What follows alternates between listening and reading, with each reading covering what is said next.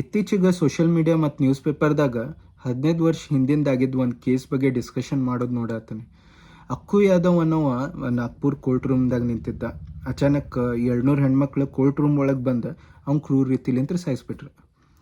ಅಕ್ಕು ಯಾದವ್ ಮೇಲೆ nearly 40 rape cases ನಡೆಯತ್ತಿದ್ವು. ಅವು ಸ್ವಲ್ಪ ಮರ್ಡ್ರು ಮಾಡಿದ್ದ ಅಂತ. ಆದ್ರೆ ಪ್ರತಿ ಸಲ ಬೇಲ್ನಿಂತ ಹೊರಗೆ ಹೋಗೋದು ನೋಡಿ ನೋಡಿ ಆ ಹೆಣ್ಮಕ್ಳು ಫಸ್ಟ್ರೇಟ್ ಆಗಿ ಲಾಕ್ ಕೈಯಾಗ ತೊಗೊಂಡು ಅವ್ನು ಸಾಯಿಸ್ಬಿಟ್ರು. ಈಗ ಈ ಕೇಸನ್ನು ಬಂಗಾಲ್ ಕೇಸ್ ಜೋಡಿ ಹೋಲ್ಸಾತಾರ. ಅದ್ರ ಮಂದಿ ಯಾರಿಗೋಗಿ ಸಾಯಿಸ್ಬೇಕು? ಸಂಜಯ್ ರಾಯ್ಗೆ. ಫಾರೆನ್ಸಿಕ್ ರಿಪೋರ್ಟ್ ಪ್ರಕಾರ ಆ ವಿಕ್ಟಿಮ್ ಏನಿದಾರಲ್ಲ ಅವ್ರ ಒಳಗಿಂದ 150 ml ಸೀಮನ್ ಸಿಕ್ಕೈತಂತೆ. ಆದ್ರೆ ಒಂದು ವ್ಯಕ್ತಿಲಿಂತ್ರ 150 ml ಸೀಮನ್ ಬರೋಕ್ಕೆ ಸಾಧ್ಯ ಇಲ್ಲ. ಮತ್ತು ನಾನು ಲಾಸ್ಟ್ ರೀಲ್ದಾಗೂ ಹೇಳೀನಿ, ಪೊಲೀಸ್ರಿಗೆ ಒಂದು ಇಯರ್ಫೋನ್ ಸಿಕ್ಕಿತ್ತ, ಅದನ್ನು ಟ್ರೇಸ್ ಮಾಡಿದಾಗ ಸಂಜಯ್ ರಾಯ್ ಸಿಕ್ಕ, ಅವಂಗ ಅಕ್ಯೂಸ್ಡ್ ಅಂಥೇಳಿ ಅವ್ರು ಪ್ರೆಸೆಂಟ್ ಮಾಡಿದ್ರು. ಅವನು ನಾನೇ ಮಾಡೇನಿ, ನಂಗೆ ಜೈಲಿಗೆ ಹಾಕಿಬಿಡ್ರಿ ಅಂಥೇಳಿ ಕಿರ್ಚನ್ನಾತನ.